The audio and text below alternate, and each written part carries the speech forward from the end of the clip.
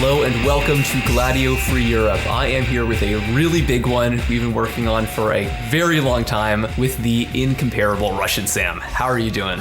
Good. Just still reeling from all this stuff because, yeesh, what a story. Yeah.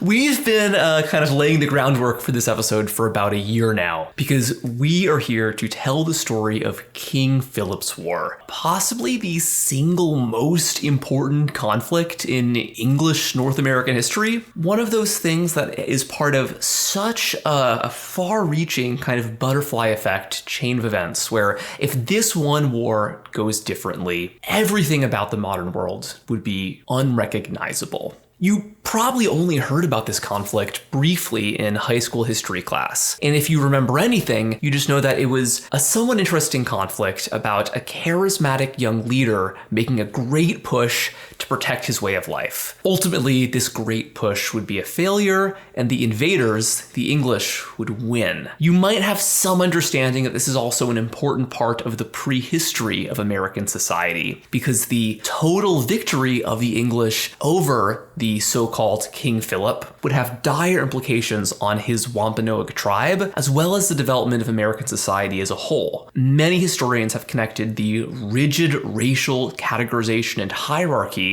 that separates the English-speaking colonies of North America from the Spanish-speaking colonies as a consequence of the brutality and distrust created by this war. But to really understand how this happened, we really have to go deep into the complexities of American society at this time. Because in 17th century New England, relations between the English and their neighboring indigenous nations were richly textured and complicated. They might defy some of our assumptions about how colonialism happened. Because before the war, all the peoples of New England, regardless of race or language or religion, were dependent upon one another for their safety and survival. By the end of this war, this would no longer be true. The English had become so powerful that they could construct a New England society for the English only. If we take a walk through the dark woods of the 17th century past, we can start to figure out how and why these things changed, why King Philip's War occurred as it did, why this war was so shockingly violent by the standards of the time, and why it helped shape the racially exclusionary and desperately paranoid society of colonial New England. In other words, King Philip's War is the key to understanding how we get from the first Thanksgiving to the Boston witch trials, from one side of American colonialism to the other, and really to the development of a society that we are living in today. Yeah, absolutely. So in the previous episode, we discussed the history of colonial New England after 1621 with a particular focus on the worsening relations between the colonists and the indigenous peoples across the 1630s. The peaceful coexistence that figures like Squanto, William Bradford, and Wampanoag Massasoit worked so hard to maintain exploded with the Pequot War, when the Wampanoag watched in horror as the Puritans, the Mohegans, and their Narragansett allies massacred and enslaved the hostile Pequot nation, introducing slavery into the Puritan colonies on a mass scale for the first time. Yeah. And across the next 40 years, the expansion of English settlements and increased pressure over the slaves and natural resources would lead to slowly ramping up hostilities between the colonists and the indigenous people. Things would come to a head when the charismatic young man known as Metacomet assumed leadership of the Wampanoag after the death of his father and his brother, the Massasoit and Wamsutta respectively. Metacomet,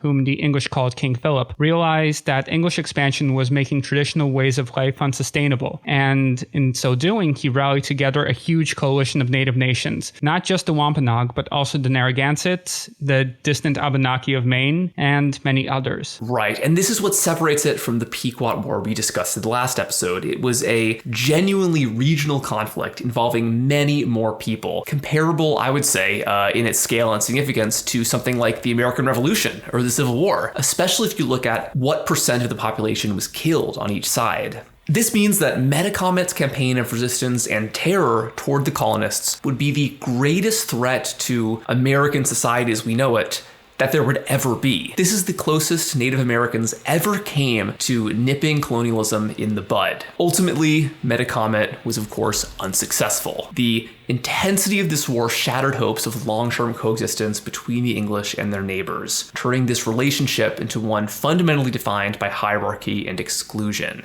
Surviving indigenous peoples found themselves living for the first time in a settled world. The mistreatment, displacement, and subjugation that followed King Philip's War would become the playbook for the later English and eventually United States expansion all the way to the Pacific. So again, this is why this war is so intriguing and I think so fundamental to understanding American society as it exists. Yeah, but before we continue, I would just like to remind you guys that we are on Patreon, and although we don't paywall any of this content because this is fundamentally a labor of love, we're just really into introducing these kinds of interesting stories to you guys. But if you feel like our hard labor is worth something to you, then please do check out our Patreon and pitch in a few bucks if you are so inclined. Yes, we are very grateful for anything that you were able to give. It makes this a lot easier for us, and we really appreciate it. Yeah, we also accept wampum. Yes, please. Wampum belts, anything.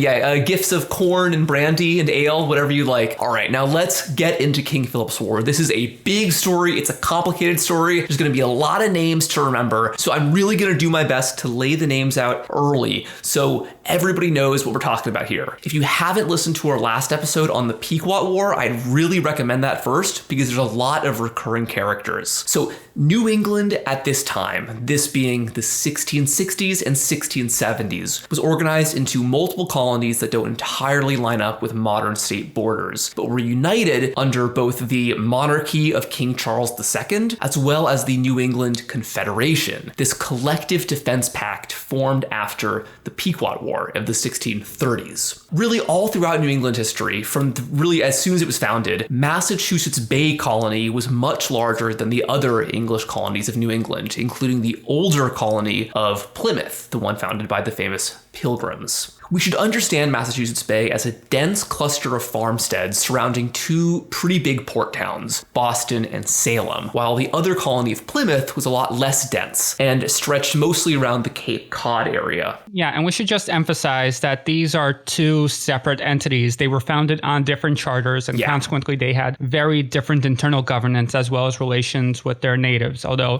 they're often conflated as one political unit in retrospect. Definitely. And on that note, there were two other significant colonies here in Connecticut and Rhode Island, which were actually founded by defectors away from Massachusetts. There were always some tensions over that between people in Boston and people in Rhode Island and Connecticut, but ultimately at the end of the day, they would work together for a common colonial project. But we should keep in mind that, both politically and geographically, the English colonies were not united. If you were traveling from one English colony to another, you would either have to go overseas, because almost all English colonies were coastal, or travel through Native American land. All, overseas shipments of food, mail, or whatever were dependent on friendly relations with Native peoples living in between. And this was especially true for the most distant English settlements, because the Puritans had some very far-flung colonies out on the northern tip of Long Island, as well as up in New Hampshire and Maine, really far out there. On the indigenous side, Connecticut and western Massachusetts were dominated by the Mohegan tribe, a powerful nation that we spent a lot of time talking about in our last episode. They benefited greatly from the leadership of a really ambitious and capable sachem named Uncas, really a character who deserves much more attention, I think, in American, the American popular imagination. And there were three closely related groups living to the east of the Mohegans. There were the Narragansetts of Rhode Island, the Massachusetts people, you can guess where they lived, and then the Wampanoag we mentioned earlier. These three groups spoke very close dialects of the Massachusetts language, part of the Algonquian language family. However, these three, the Narragansetts, the Massachusetts, and the Wampanoag, were historical rivals, with the Wampanoag generally maintaining the friendliest relations with the colonists. We gotta mention also that the Wampanoags were the main group involved in King Philip's War against the colonists, so this really was a significant break from the traditional relationship here. Additionally, there were some smaller tribes in the area. The tiny Niantic tribe hung onto a sliver of coast surrounded by English settlements in Rhode Island, while the Nipmucks lived in the forests of central Massachusetts. They were in a tight position, sandwiched between the Massachusetts colony and the Mohegans. Because the Massachusetts settlers and the Mohegans were pretty strong allies, they were feeling quite uneasy, and it might not be surprising that they were some of the first to join this war against the settlers. And there were two other indigenous peoples who would play an important role in the conflict, despite being geographically, culturally, and economically very distant from life in coastal New England. First of all were the Mohawk, who were the fearsome easternmost branch of the Iroquois Confederation, or the Haudenosaunee, who dominated a huge expanse across New York, Vermont, and parts of Canada. There were also the Abenaki, who were organized in loosely connected bands across New Hampshire and Maine. Unlike the neighboring peoples of the coast, these groups were not farmers. The Mohawks relied entirely on tribute in food from subjugated tribes and trade with the French Canadians, while the Abenaki were some of the last full-time hunter-gatherers in the region. Perhaps because they spent far less of their time farming, these two groups would prove to be some of the most dangerous warriors on either side of King Philip's War. So let's pick up where we left off the last episode. We discussed the primary consequences of the Pequot War, namely the incorporation of hundreds of captive men, women, and children into New England society as slaves/indentured servants. Although they were assigned temporary conditions of servitude, making them closer to our understanding of indentured servants rather than slaves in the African model that would predominate shortly thereafter, the Puritans brutally exploited the captive Pequots and used a variety of systems of imprisonment and debt to avoid freeing them, and often ordering their children to be enslaved into adulthood. Worst of all, they were free to sell these peoples to the slavers of the deadly Sugar Islands, particularly Barbados, when the contract was coming to its end. Yeah, no, it's just brutal. So really to emphasize here, it's horrific. Somebody would be told they would only be a slave for 10 years, but then in their 10th year, when they thought they were about to be free, their master would then sell them to permanent slavery in the Caribbean, and really nobody made it back alive from that. It was a death sentence. Yeah, absolutely. So the war saw the obliteration of the Pequots as an independent nation, as nearly all members were enslaved by either the English or their Native American allies, particularly the Mohegans, who were at this point led by the sachem Uncas, as we mentioned, and by the Narragansetts. Additionally, the war allowed the English Puritans to push deeper and deeper into the interior of New England. While nearly all of the colonial towns and farms were on the coast, usually connected to each other only by water, white settlers were now moving into seized Pequot territory. Some Puritans were also invited by Uncas to settle within Mohegan territory. A document survives of a land deed signed by Uncas and some members of the new colony of Connecticut. Interestingly, although he was illiterate, he signed his name with the drawing of a broad-chested stick figure standing with his arms crossed. This might have been a self-portrait. Yeah, I love that. And I think that, so we're bringing up the Pequot War here because, in the same way that World War I leads to World War II, or the, French and Indian War helps set the stage for the American Revolution, the Pequot War established the conditions necessary for King Philip's War in many ways. There was the expansion of slavery across New England for the first time. There was the growth of the Mohegans in the west and the English in the east of New England. And also, I think there was the brutal show of force against the defeated Pequots. They were massacred and they were subjugated in ways that didn't really happen in indigenous New England before the colonists got there. This was a real departure from the past and showed that war was taking a more total turn. Other Native American societies did have a tradition of widespread massacres and total war, but it doesn't seem that coastal New England was one of them. It soon would be. Another consequence of the expansion of slavery was that there was this permanent demand for new slaves. We mentioned that the English would do a lot of sneaky tricks to get away from freeing their slaves after the set 10-year contracts expired after the Pequot War. However, many people still were freed. So, to satisfy the need, some people were brought in from Africa. We saw the beginning of African slavery in New England, as we discussed last episode, but also there was a desire for more and more slaves to be captured from the hinterland. Technically, this wasn't really legal. English settlers weren't supposed to be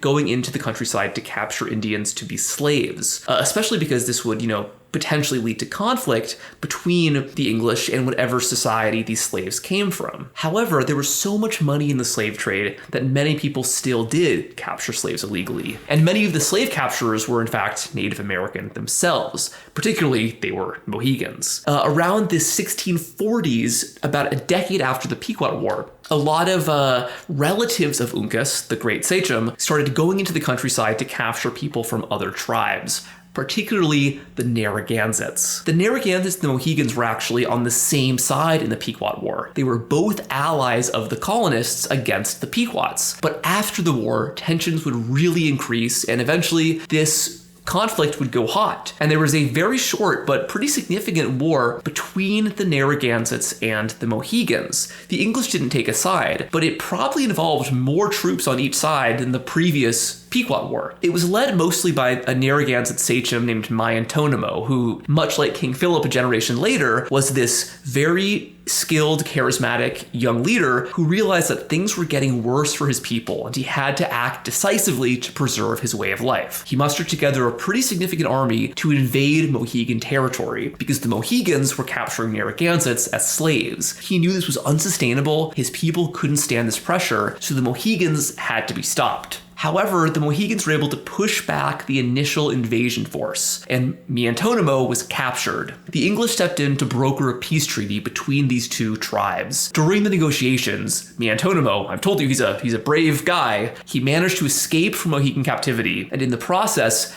jump over a 40-foot waterfall to get away from them. Tragically, this was not enough to truly get away, because within days, he was tracked down by Uncas's relatives, these slave hunters, and bludgeoned to death. Yeah, we're gonna have a bit more on Maiantonomo later on in the episode, so stay tuned. Keep that name in your head. His killing outraged the Narragansetts, immediately blowing up any peace negotiations. Maiantonomo's brother Pesicus and his son Canonchet rallied their army to attack the Mohegans once again, now aided by that small Niantic tribe that we mentioned earlier. In response, the English would intervene directly. They crossed into Niantic territory to defend their Mohegan allies. They captured the Niantic leader Ninigret and forced him to submit to English demands before moving into the Narragansett territories directly. In return for their assistance, Uncas gave more and more land to the English, while using his victory over the Narragansetts to make the Mohegans the unquestioned Indian authority over inland New England. There would also be another major ongoing transformation of this part of the world, which was that the Puritans had finally gotten serious about their efforts to convert the native peoples to Christianity. There were major conversions happening in the Wampanoag and Massachusetts tribes around the same time as this war, largely due to the efforts of a Puritan missionary named John Eliot and a young Montauk slave named Cockanoe. Eliot realized that Cockanoe spoke many of the local Algonquian languages, some which were intelligible and some which were not, and these languages included Wampanoag.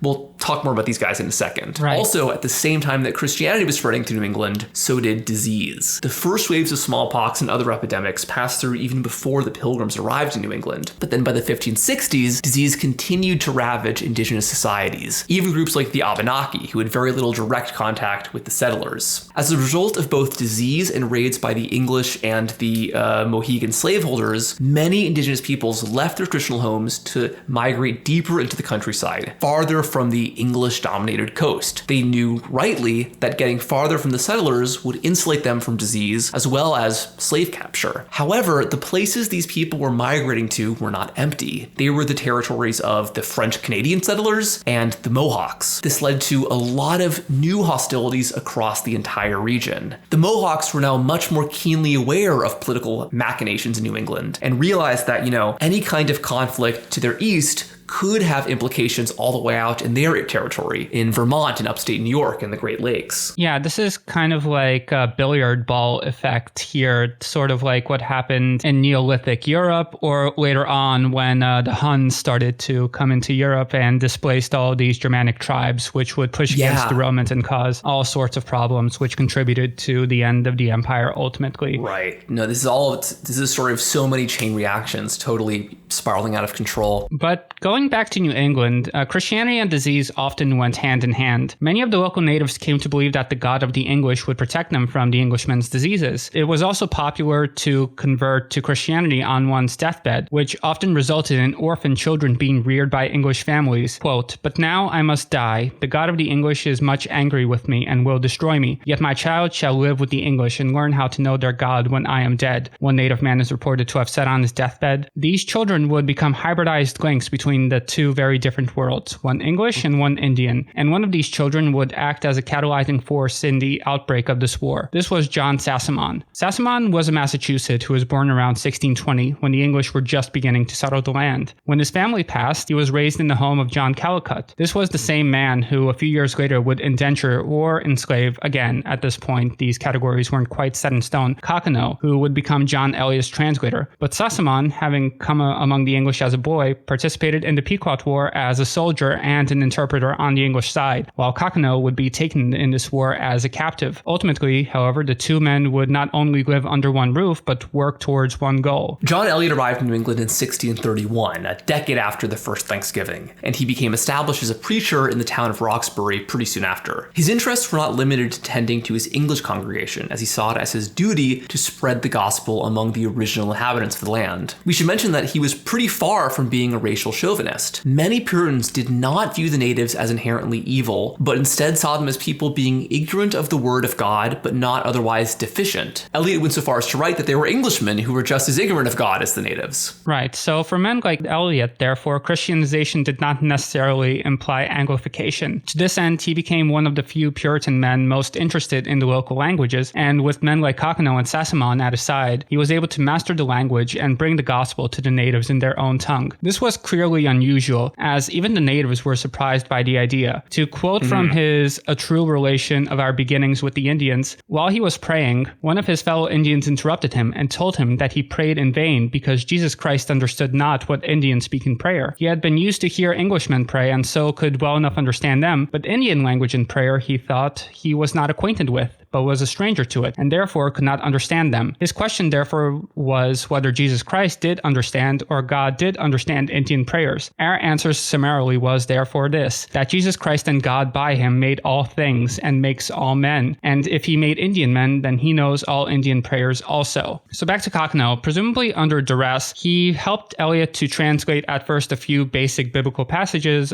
like the Lord's Prayer into Massachusetts languages, but across this process, Cockenoe either became genuinely interested in Christianity or recognized that Eliot could be a powerful ally. Because once his term of slavery expired, Cockenoe remained at Eliot's side as a preacher and a translator. Together they preached the gospel to the local tribes, especially the very numerous Wampanoag, and they would eventually translate the Bible into their language in their entirety. Eliot, Cockenoe, and Sassamon had great success at converting the Wampanoag and Massachusetts people. Planned communities for Christian natives were established within the bounds of English towns, including in Nantucket and Martha's Vineyard. It should be noted that both of these so-called praying towns were built on islands, where the residents would be safe from any reprisals from other Indians who may have seen the converts as traitors. Eliot and his Indian accomplices would build 14 such towns in total. Men like Sassamon would also work as schoolmasters in said towns. Eventually, Eliot was so impressed with Sassamon that he arranged to give him a university education. He went to a little-known institution you might have heard of called Harvard. It's pretty interesting. Of course, he was the first Native American graduate. Eliot also worked to establish a printing press specifically for Massachusetts language texts. By 1663, in collaboration with Sassamon and a printer known as John Nesutan, 2 books of Psalms and the Bible would be printed in Massachusetts. This would be the first ever Bible printed in North America, before any English version. Until his death in 1690, Eliot worked tirelessly on the series he called his Indian Library, which included 24 publications, including grammar books for Englishmen hoping to learn the language. A lot of resources were expended to this end, and according to Jill Lepore, the paper that was used to print just 2 editions of the Bible was more than the total amount used by the Cambridge Press since its inception in 1639, to the effect that there was 1 Massachusetts Bible for every 2.5 Indians.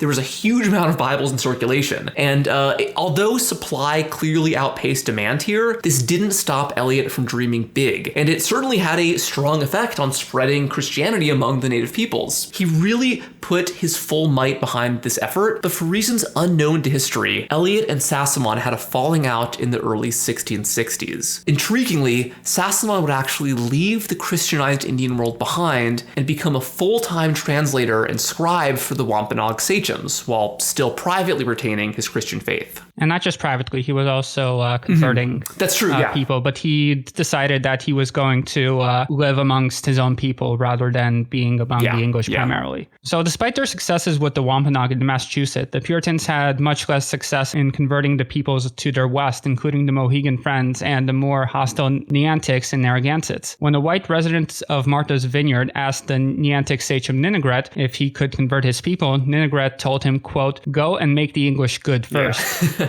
And side note, if you remember the icon from our indigenous New England episode, that sachem depicted in it, that's probably Ninigret. Yeah. So very handsome fellow. Possibly the biggest factor precipitating the turn towards war in New England was actually the death of the Massasoit, a full 14 years before war broke out. Because when he died in 1661, the Massasoit departed from a markedly different world than the one he'd been born into. The Wampanoag people, by clinging tight to their English allies, were able to become some of the top native honchos in the region. And because of the explosive growth of the English colonies and their continued close personal relationships with figures like William Bradford and Edward Winslow, the Wampanoag were able to win the fealty of many tribes who had previously been tied to their enemies. But these kinds of alliances between the Wampanoag and the English were in a sense based on the desperate circumstances that the early English were in.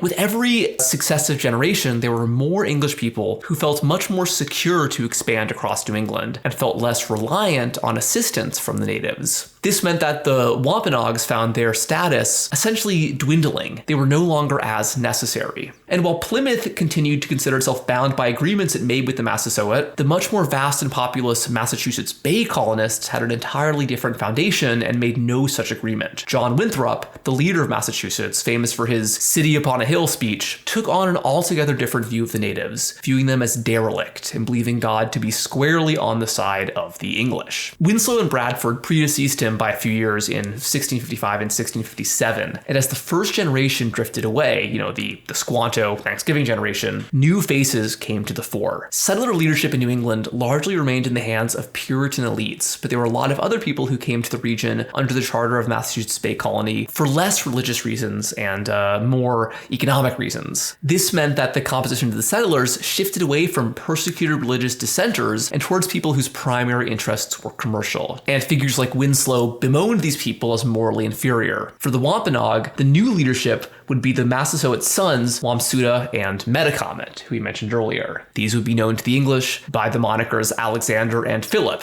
named after Alexander the Great and his father, Philip the Great. It's pretty interesting. Right, and these names alone show just how different the world of the sons was. They themselves asked the English for new names upon ascending to the sachemship, as it was customary for a sachem to take a new name upon ascending to the post. But the choice of names signaled just how much had changed. Both of the brothers were born in the 1630s when the English were no longer a bunch of raggedy religious exiles struggling to feed themselves, and their way of life came to infringe upon natives, even those who were their allies. At the core of the problem was that, first of all, the English had a very different political economy. They had a very different relationship to the land. And secondly, their numbers were growing at a very, very rapid rate. While most of the natives in the region practiced agriculture, it was nowhere near enough to sustain them exclusively. And their diets were also heavily supplemented by hunting and fishing. But the English were not only converting land for agricultural use, they were also introducing livestock into the region, which put a great strain on local food systems, which were the lifeblood of the natives. This was apparent as early as the Pequot War, and in the aftermath, there were even more serious attempts to create a wider Indian alliance to expel the English. One such attempt was recorded by Lyon Gardner, who settled in Long Island. Sometime around 1642, Maiantonomo, the sachem of the Narragansetts, who had allied himself to the English during the Pequot War, came to Long Island in an attempt to forge an alliance against the English, now clearly disillusioned with his former allies. Maiantonomo had a very acute sense of the problems posed by the English and the natives' incompatible way of life. Quote, We all Indians as the English are, and say brother to one another. So we must be one as they are, otherwise we shall all be gone shortly. For you know our fathers had plenty of deer and skins, our plains were full of deer, as were our woods, and of turkeys, and our coves full of fish and fowl. But these English have gotten our land. They with scythes cut down the grass, and with axes fell the trees, and horses eat the grass, and their hogs spoil the clam banks, and we shall all be starved. Therefore it is best for you to do as we, for we are all sachems from east to west. Both the Mokakes and the Mohawks join with us, and we are resolved to fall upon them all at one appointed day. Wow. Yeah, so the sachem of the people to whom Miantonimo appealed told Gardner of these plans, and the plot was foiled. Miantonimo would flee, and he would be taken prisoner a year later, as described above. In the war with the Mohegans. Yeah. It should also be mentioned that this wasn't just about the Mohegans taking Narragansett slaves. It was also a result of tensions about the disposition of each nation's share in the spoils, peoples, and lands which they had acquired in the Pequot War. But unfortunately for the natives, the problems that were diagnosed by Miantonimo would not die with him. So returning to the sons of the Massasoit, both of them were toddlers at the closing of the Pequot War, which permanently changed the tenor of English-Indigenous relations, and they became acquainted with the English ways very early in their lives. In addition to the very different relationships they had with the land, the spread of slavery and Christianity led to new tensions across and within the tribes, while also connecting most New England nations more closely with the English and Wampanoag. The brothers grew up around native missionaries like Kakano and Sassamon. While neither became Christian, they became part of a newly cosmopolitan and somewhat bilingual elite. Metacomet wore European clothing and visited the rapidly growing port of Boston. In addition to being the sons of the paramount sachem, both Wamsuta and Metacomet had marriage ties to the other lesser Wampanoag sachems, which secured their standing in New England society. When Metacomet was a teenager, his older brother Wamsuta married a really intriguing woman named Weatomu from the Pocasset subtribe. I think she's one of the most fascinating characters of this whole story. Her father was a chief named Corbitant, who we mentioned briefly last episode because he'd kidnapped Squanto back in 1621 and caused a conflict with the English. When Corbitant died, Weatomu assumed leadership of the Pocasset, which seems to have been not that rare for female leaders in this era. Shortly after this, around 1661, the Massasoit died as well, as we mentioned. This means that Weatomu and her husband, Wamsuta, that being Metacomet's brother, had become the greatest power couple of 17th century New England. In kind of a Ferdinand and Isabella situation, this meant that there was this significant marriage pact connecting these two groups within the broader Wampanoag umbrella, really strengthening their power within their society and without. Wamsuta's tenure would be very short, however, as he died in 1662. By this point, there were about 60 to 70,000 English settlers in the region, and there were only about half as many natives. The growing pressure meant that the sale of lands, which was so devastating to the natives' way of life, kept ratcheting onwards. This pressure and the consent-based nature of the sachemships would require extensive gift-giving, and this meant that the Wampanoag was increasingly pressured to accept European goods to keep themselves in good standing with their subordinates. So this is a really volatile situation. You have Wamsuta and his wife, Weatomu, with a lot of significant power in the region, but they find themselves increasingly locked in by the English. You can really see how this might boil over, right? How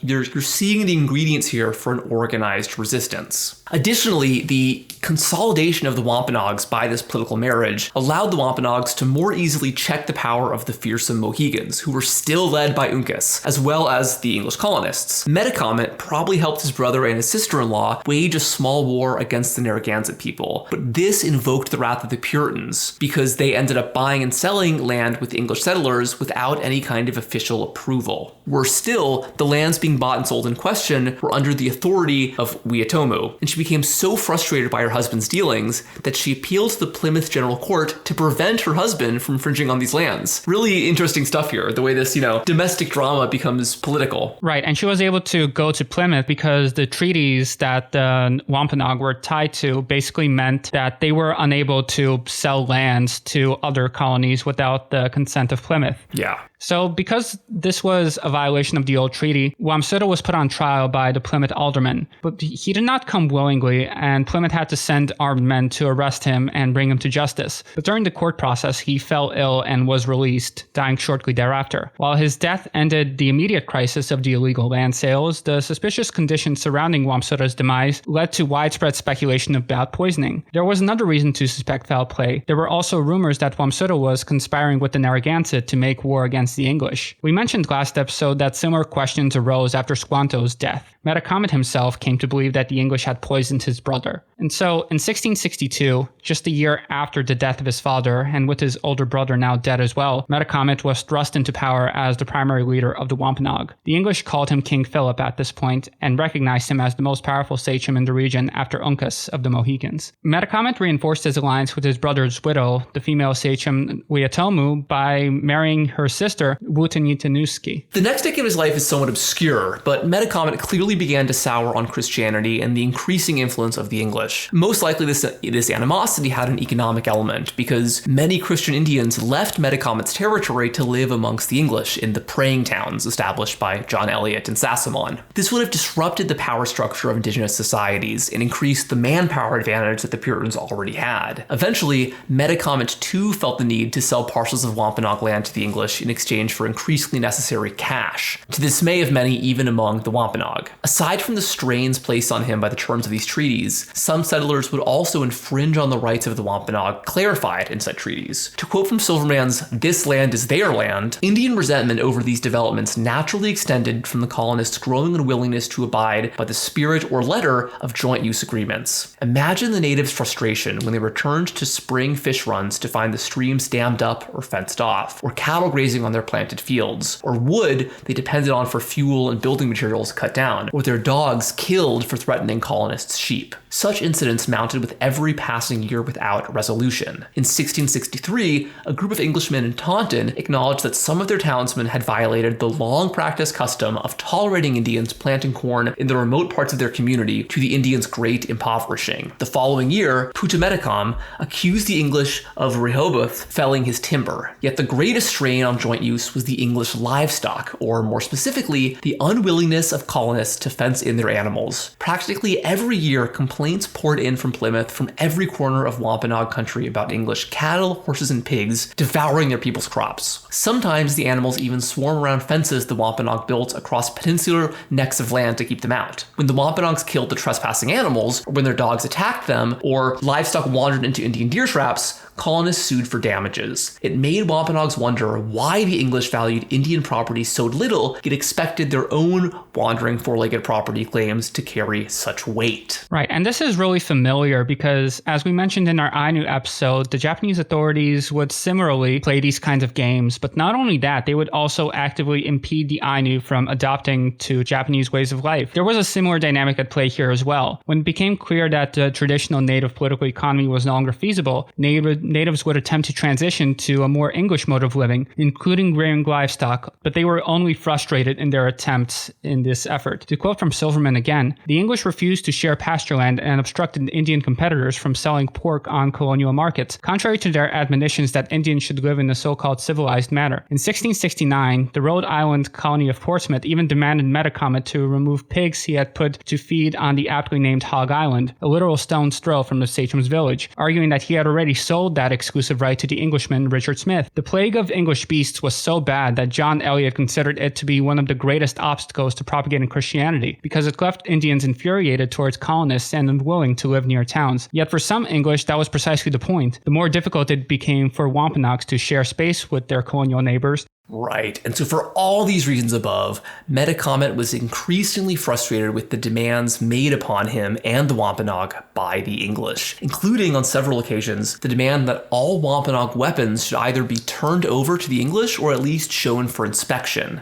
The town of Swansea in Plymouth was a hotspot of tensions to the point that even Metacomet could not accede. In the spring of that year, 1671 that is, he marched through the town with his warriors bearing arms. For this offense, he was called to the court in Plymouth, where he admitted that he was preparing to go to war with the Swansea community. He signed a treaty the following month where he agreed to disarm, but the conflict continued to simmer, and the matter we brought to the Massachusetts Bay authorities in Boston. These men ruled against him, and he was forced to pay Plymouth a fine. And let's remember that town, Swansea, because it's about to become very important. Right, and to add insult to injury, the land sold to the English was often used to build praying towns on the border between English and Wampanoag territory. Metacomet feared that this would lead to his own subjects defecting to areas of English control, and that his people would accept the stability of servitude to the English rather than maintaining their traditional lifestyle of their ancestors and their fealty to him. Obviously, the English were the real enemy here, but Metacomet blamed Christian Indians as well, particularly his old friend John Sassamon, the Harvard graduate who was now decidedly his enemy. Returning to Sassamon, in 1673, he settled on land that was once Wampanoag territory and built a meeting house there where he preached to Metacomet's subjects. In the course of his ministry, he heard rumors from the Wampanoag congregants that Metacomet was planning some kind of uprising against the English. In January of 1675, John Sassamon appeared to Plymouth Governor Josiah Winslow to report this. He was not taken seriously, however, because, quote, it had been an Indian original and one can hardly believe them even when they speak the truth. There had been false alarms of Indian attacks for 50 years after all, going back all the way to Squanto's days. But only a week later, John Sassamon disappeared. In February, his body was found preserved in a frozen river. Not long after this, a Native American witness said that he saw 3 Wampanoags drag Sassamon's body into the water to make it look as if he had drowned by accident. These 3 men were brought before a jury in Plymouth, which was composed of 2/3 Englishmen and 1/3 Wampanoag. Sassamon was almost certainly murdered, but the trial revealed how fraught early modernity was and how rational inquiry continued to be infused with a supernatural tinge, which was given rationalist legitimacy. As Jill Lepore puts it in The Name of War, an unusual jury of 12 Englishmen and 6 of the most indifferentest, gravest, and sage Indians was impaneled to consider the evidence. First, there was Patuxent, the eyewitness who, unseen by those 3 that killed Sassamon, beheld all that they did to him, and spake of it, so that a praying Indian, William by name, heard of it, and he forthwith revealed that he knew to the English. Both Patuxent and William had probably testified at the trial. Second, there was the forensic evidence. Governor Winslow had ordered Sassamon's body dug up from its grave and commissioned a coroner's inquest to make inquiry how he came by his death. And they found he'd been murdered, for his neck was broken by twisting his head round, which is the way Indians sometimes use when they practice murder. Also, his head was extremely swollen, and his body wounded in several parts of it. Testimony might have also been offered when the body was first taken out at the pond. No water issued out of it, which argued that the body was not drowned, but dead before it came into the water. Finally, there was supernatural evidence. The court ordered Tobias to approach Sassamon's dead body, and as he did, Sassamon's body fell bleeding afresh as if it had been newly slain. This experiment was repeated, giving the same result, supplying an irrefutable testimony to the guilt of the accused. Yeah, very interesting times. Yeah, shows, if logic would help you with your case, use magic. Yeah, exactly. Now, the historian James Drake notes that because these Indian men were likely literate, they were probably Christians, and their addition to the jury might have seemed less like a display of goodwill and more like a display of bias. But it's important to keep in mind that the court process shows that the English and the Wampanoag were still living in a shared society, where appearances of good relations and coexistence were still necessary, despite the increasing overreach of the white settlers and the worsening prospects of the natives. After King Philip's War, such coexistence on equal terms fell to the wayside completely. Given Metacomet's past discontents with Sassamon and the knowledge that he had gone to speak with Winslow, it was believed that the killing was done at Metacomet's behest. But the court was unable to keep Metacomet for lack of evidence, leaving his subordinates to take the blow. Nevertheless, the trial was viewed as a massive blow to native sovereignty. Recall that extradition of accused criminals was an article of the first treaty made with the Massasoit, but in practice this was very fraught and not undertaken. Furthermore, this was not a crime perpetrated against an Englishman, but an Indian. Under the letter of the treaty, it was not permissible to try Metacomet for having killed someone who he had jurisdiction over. Metacomet denied any wrongdoing and claimed that even if he had done the killing, there would be no need to cover it up since the murder would have been well within his rights. He had other complaints as well, namely on the unequal application of the law. Quote, if 20 honest Indians testified that an Englishman had done them wrong, it was as nothing, and if but one of the worst Indians testified against any Indian or their king when it pleased the English, that was sufficient. And on June 8th, 1675, 3 Wampanoags accused of killing John Sassamon were taken to the gallows. The third of these men, Wampapaquan, did not die that day as the rope tore when he was hanged. He was told that his confession would secure clemency, and he accused the other 2 men of having done it while he watched. But this was no use, as when war broke out, this guy would be shot anyway. Metacomet viewed these executions as the straw that broke the camel's back, and he began to organize alliances with other sachems across New England in the lead up to these men's execution. There was a fundamental disagreement about whether the native leaders were sovereign in their own right or subject to colonial authorities, and it would now break out in all of its fiery wrath. 3 days after the hanging, Josiah Winslow was informed by a resident of Swansea that the hostilities were brewing. Warriors were congregating in the area, and the Wampanoag had sent their wives away to the Narragansett for safety. Recall that the Narragansett were the nation the fear of whom had led Massasoit to embrace the Puritans as allies in the first place. Indian workers were quitting their English employers and going away. It was clear to all who listened that the colonists now tread in perilous waters. John Easton, the Quaker deputy governor of Rhode Island, met with Metacomet hoping to prevent war. Easton wanted to arrange an arbitration by third parties to settle complaints without having to resort to arms, something that the Wampanoag were not opposed to in principle. Easton wrote, quote, "They said they had been the first in doing good to the English, and the English the first in doing wrong. Said when the English first came, their king's father, that is the Massasoit, was as a great man, and the English as little child. He constrained other Indians from wronging the English, and gave them corn and showed them how to plant, and was free to do them any good, and had let them have 100 times more land than now the king has for his own people." Easton then recorded a long list of complaints registered by the Massasoit, how the Christian Indians destabilized the balance of power and double dealt with the colonists for their own benefit, that the English had also poisoned Wamsuta, that being Metacomet's brother, and that the English were buying up too much land and leaving little for the Indians, who in idleness turned now to drunkenness from liquor brought by the English and became a further burden to native communities and a justification for fines, which forced further land sales. So really an awful situation for the Wampanoag people to be in. Easton agreed that these were valid complaints and came away from the meeting convinced that there was another way forward. The Wampanoag also agreed that the English were too numerous, and they'd prefer that the English should do to them as they did when they were too strong for the English. However, on the return trip, Easton received a letter saying that Winslow intended to subjugate Metacomet by force of arms. There would be war. Back in Swansea, intimidating postures were exchanged until finally, on June 19th, the situation turned explicitly violent. This began first as robberies and property destruction, since the natives wanted the English to draw first blood based on a prophecy of a powwow that the natives would lose otherwise. English soldiers, led by William Bradford, that is, the son of the William Bradford who had brokered the treaty with the Massasoit in the first place, massed in the area, but nobody was killed until the 23rd, when the boy shot dead a Wampanoag who was burning his family's farm. 9 settlers were killed the following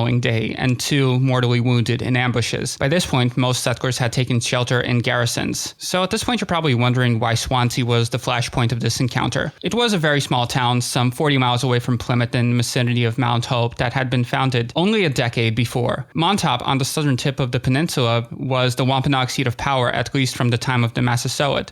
Swansea was just over a decade old and contained only 30 households. The local settlers, being so distant from Plymouth, depended on good relations with the Wampanoag. But despite this, the closeness of this community to the center of power and all that symbolized in the current environment made them sort of a bridgehead for English colonialism. In light of these events, troops were then dispatched from Boston, but their advance was paused by a sudden lunar eclipse blanketing New England in darkness. Quote, "That night, that is June 27th, as a lunar eclipse forced the first 2 companies marching from Boston to pause near Dedham on the Neponset River, those men saw in the strange sky a black splotch shaped like an Indian scallock or bow. The men talked among themselves and agreed that this was a bad omen, foretelling the wider war they feared." That is from Mandel's King Philip's War. There's no way to know if the Wampanoags could predict this eclipse, but it clearly was an omen to expand the war. And we know that across the Great Lakes, the Huron people told some French missionaries that an eclipse was always a sign of war to come. It's easy to imagine the Wampanoag might have had this view as well. Drake points out that the initial attack on Swansea was a direct retaliation for the execution of the men who'd killed John Sassamon, and was likely carried out by those men's relatives. The attacks after the eclipse were similarly small scale, but more widespread across New England. We mentioned last episode that the New England tribes had a tradition of pretty limited warfare, tit-for-tat targeted killings that were usually resolved within a few weeks. This was shaping up to be a different kind of conflict, a more widespread conflict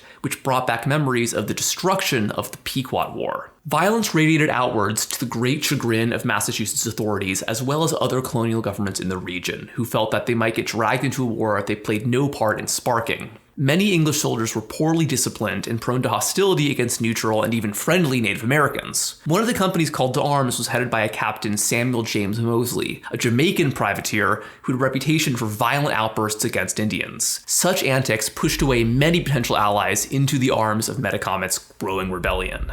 Right. So at this point, the colonists had massed some 350 soldiers in the vicinity of Swansea, as Winslow had hoped to deal the Wampanoag a decisive blow by capturing Metacomet and bringing the war to a quick conclusion. But these military units, who operated according to the European war doctrine that included orderly lines and marching information, etc., things of that nature, these were pretty easy targets for the more decentralized guerrilla tactics of the natives, who emerged from and disappeared into the swamps with great ease. The problems posed by this approach were clear from the earliest day. Captain James Cudsworth wrote that what we would today call counterinsurgency was difficult since, quote, "For the issue of such design will be to pick off our men, and we shall never be able to obtain our end in this way, for they fly before us and from one swamp to another." By the time that the English troops made it to the bottom of the Mount Hope Peninsula on June 30th, Montauk was abandoned. The Wampanoag had swam away in the dead of the night to take shelter among the Palcasset and the Saconnet, most of whom were themselves not keen to participate in the war, but opened their doors to their neighbors. The English followed in pursuit, leaving behind a trail of burnt-out fields and dead elders in their wake, which forced these people, led by Wamsuta's former wife, Weetamoo, to throw in their lot with Metacomet. Violence begat violence, and July saw many English settlements fall prey to the Indians' fury. After the burning of these Wampanoag villages by the English, Metacomet appears to have assumed direct control over the war. And we should note that up until this point, there's no reason to believe he was personally involved in these attacks on English farms. King Philip's War was probably, in fact, not started by King Philip himself, but Metacomet was clearly a very skilled diplomat, and he quickly rallied Weetamoo, his former sister-in-law, to join the war, as well as the neighboring Nipmuc people of western Massachusetts. The activation of this alliance really alarmed the Mohegans, who were still at this point led by the elderly Uncas, who we talked about last episode. Oh, wow. Yeah, I know, he was probably like 80 at this point.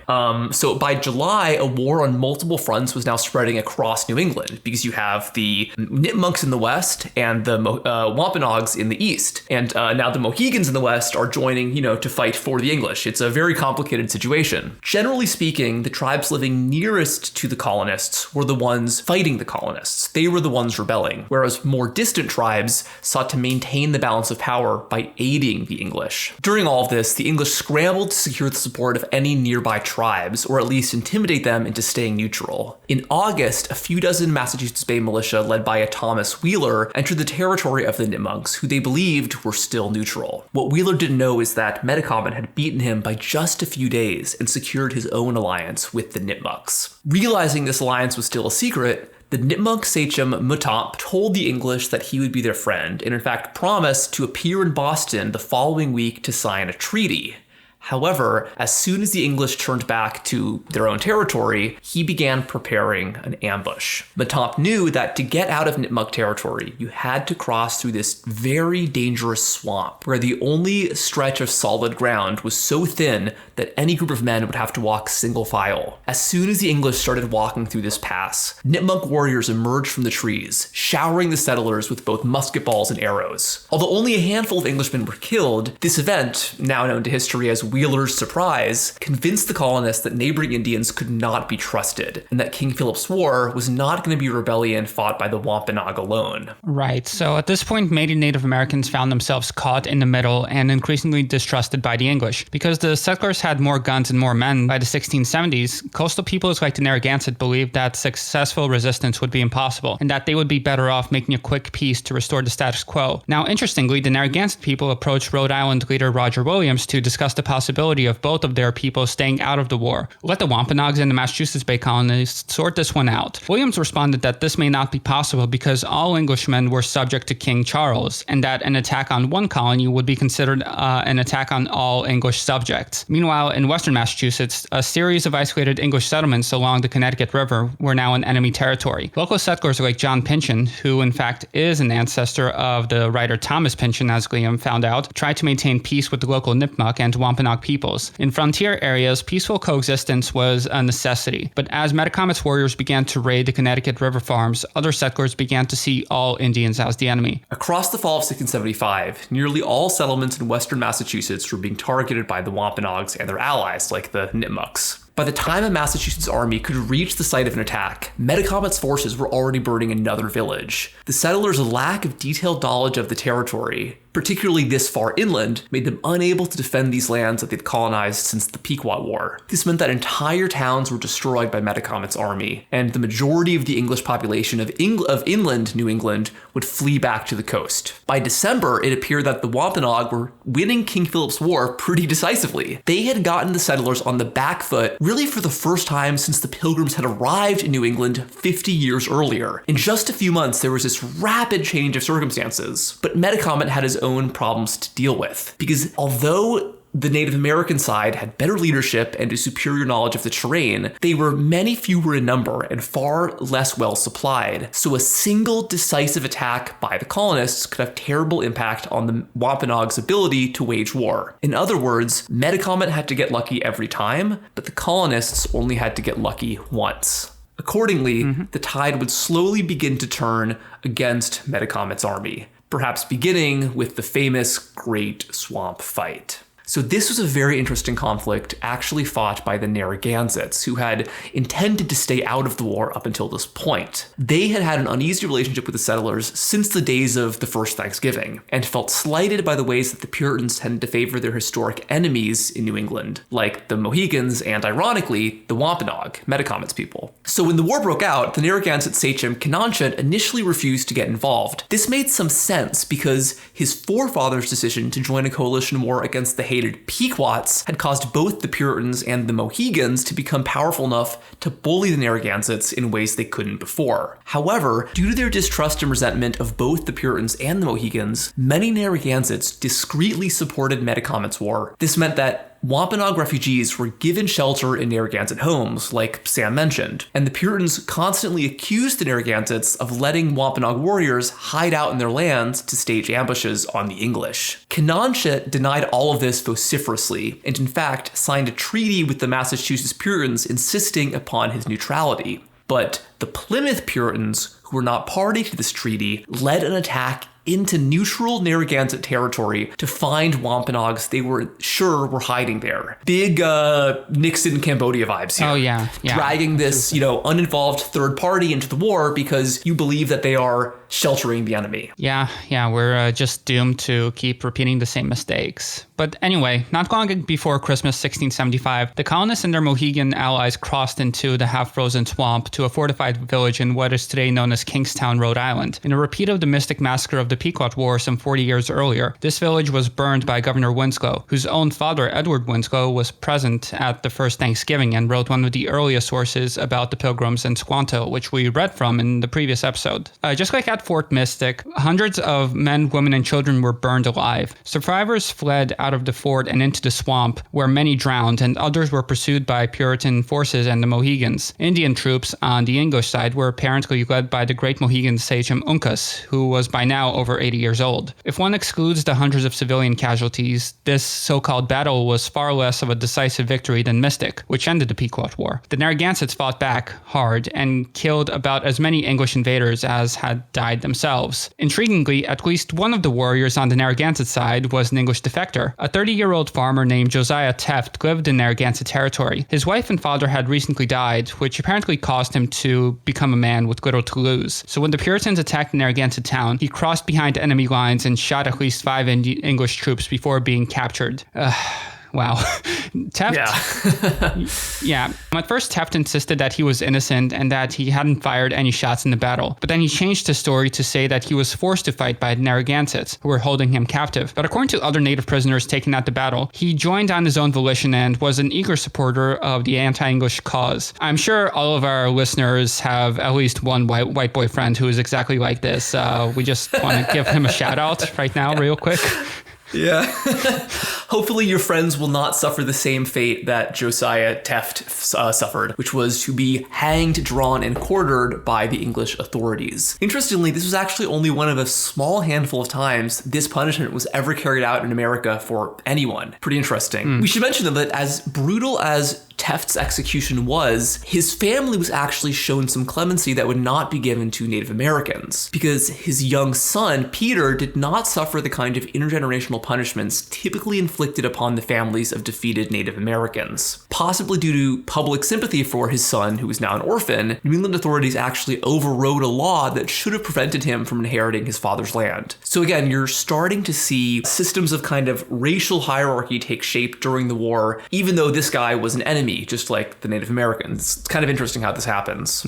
Absolutely. To turn back to the Wampanoag, in the aftermath of the Great Swamp fight, Metacomet led his troops to upstate New York to a village called Scatticook, established in Mohawk territory by New England natives who were fleeing warfare and disease on the coast. We mentioned that the Mohawk were uncomfortable with outsiders moving into their territory, and while they initially tolerated the founding of this village by New England refugees, things changed very quickly once the residents of Scatticook gave refuge to Metacomet's warriors. The Mohawks violently evicted the Wampanoags out of their village, killing hundreds in an attack that forced them back into New England territory. Presumably because they didn't want the English to have a casus belli against them, I guess. Yeah. So at this point, Metacomet's army was stuck between Scylla and Charybdis, with the Mohawks dominating in the New York forest and the English on the coast. Both of these peoples were more numerous than Metacomet's coalition and were generally better fighters. The English had an obvious technological advantage as well, while the Mohawks had been a military hegemon over the England Northeast for decades. Right, but Metacomet was clearly an effective and inspiring leader despite all of these disadvantages. His army held together in the wake of this Mohawk attack, returning back to New England where they resumed their assaults on English farms. We've got an incredible source here from a woman named Mary Rowlandson, whose farm was one of the places attacked by Metacomet's forces during the war. Her husband at the time was away, but she realized that while he was hunting Metacomet's forces, these forces instead found her at home. On the 10th of February came the Indians with great numbers. Their first coming was about sunrise. Hearing the noise of some guns, we looked out. Several houses were burning, with the smoke ascending to heaven. There were 5 persons taken in one house. The father and the mother and the suckling child, knocked on the head. The other 2 were taken and carried away alive. There were 2 others who, being out of the garrison upon some occasion, were set upon. One was knocked on the head, the other escaped. Another, who was running along, was shot and wounded and fell down. He begged of them for his life, promising them money, but they would not hearken to him, but knocked him in the head, stripped him naked, and then split open his bowels. Another, seeing many of the Indians about his barn, ventured and went out, but was quickly shot down. There were 3 others belonging to the same garrison who were killed. The Indians, getting up on the roof of the barn, had advantage to shoot down upon them over their fortification. Thus, these murderous wretches went on, burning and destroying before them. Right, and Mary Rowlandson, she hunkered down in her house, but as the Wampanoag attackers were unable to get inside, they instead used the tactic previously used by the English, which was setting the building on fire with all of its people inside. Quoting from her again, "At length they came and beset our own house, and quickly it was the dolefulest day that had ever mine eyes saw. Some of the Indians got behind the hill, others into the barn, and others behind anything that could shelter them, from all which places they shot against the house, so that the bullets seemed to fly like hail, and quickly they wounded one man among us, then another, and then a third. About 2 hours, according to my observation in that amazing time, they had been about the house before they prevailed to fire it, which they did with flax and hemp, which they brought out of the barn, and there being no defense about the house, only 2 flankers at opposite corners and one of them not finished. They fired it once more, and one ventured out and quenched it, but they quickly fired it again, and this took. Now is the dreadful hour come. Some in our home were fighting for their lives, others wallowing in their blood, the house on fire over their heads, and the bloody heathen ready to knock us on the head if we stirred out." And seeing no other option, Mary Rowlandson led her children out of the burning house, surrendering to the captivity of the Wampanoags. My eldest sister being yet in the house, and seeing those woeful sights, and hearing her son William was dead, she said, "And Lord, let me die with him," which was no sooner said than she was struck with a bullet and fell down dead over the threshold. I hope she is reaping the fruit of her good labors, being faithful to the service of God in her place. The Indians then laid hold of us, pulling me one way and the children another, and said, "Come along with us." I told them they would kill me. They answered, if I were willing to go along with them, they would not hurt me. So Rowlandson was now a captive of the enemy. Although she and her children were not directly harmed by the Wampanoag captors, they were forced with the warriors across the New England wilderness. During this arduous journey, one of her children got sick and died. After this, she and her surviving children were placed in the custody of the sachem who would become the Weetamoo's new husband. Eventually, she was granted an audience with Metacomet himself. Fortunately, she didn't think it relevant to mention anything about his intentions or personality, instead describing what it was like to smoke a peace pipe. Quote, "There, one of them asked me why I wept. I could hardly tell what to say. If I answered, they would kill me. No, said he, none will hurt you. Then came one of them and gave me 2 spoonfuls of meal to comfort me, and another gave me half a pint of peas. Then I went to see King Philip. He bade me to come in and sit down, and asked whether I would smoke, a usual compliment nowadays among saints and sinners. But this no way suited me, for though I had formerly used tobacco, yet I had left it ever since I was first taken. It seems to be a bait the devil lays to make men lose their precious time. I remember with shame now how formerly, when I was taken 2 or 3 pipes, I was presently ready for another. Such a bewitching thing it is. But I thank God, he has now given me power over it. Surely there are many who may be better employed than lying sucking a stinking tobacco pipe." Yeah, so you heard it here first, folks. Tobacco addiction is the devil's handiwork. So you better kick that vaping habit. Yeah. After this meeting, Metacomet actually began paying Mary Rowlandson to sew clothes for his family, and she traveled with him for about 3 months. Although she wasn't mistreated, it was a pretty traumatizing experience, as she constantly saw the corpses of both Indian and English warriors rotting in the forest, and she knew that at any moment, she and her 2 surviving children could be killed on a whim. She was also shocked to hear that many Native Americans thought things would get better if there weren't any more settlers around. She wrote, "They mourned with their black faces for their own losses, yet triumphed and rejoiced in their inhumane and many times devilish cruelty to the English. They would boast of their victories, saying that in 2 hours' time they had destroyed such a captain and his company at such a place, and boast how many towns they had destroyed, and then scoff and say that they had done them a good turn to send them to heaven so soon. Again they would say this summer that they would knock all the rogues on the head, or drive them into the sea, or make them all fly the country." And I gotta say, I think that her perspective is kind of interesting here, because, you can't really blame this person for resenting people who have captured her, but I think that she might want to show some,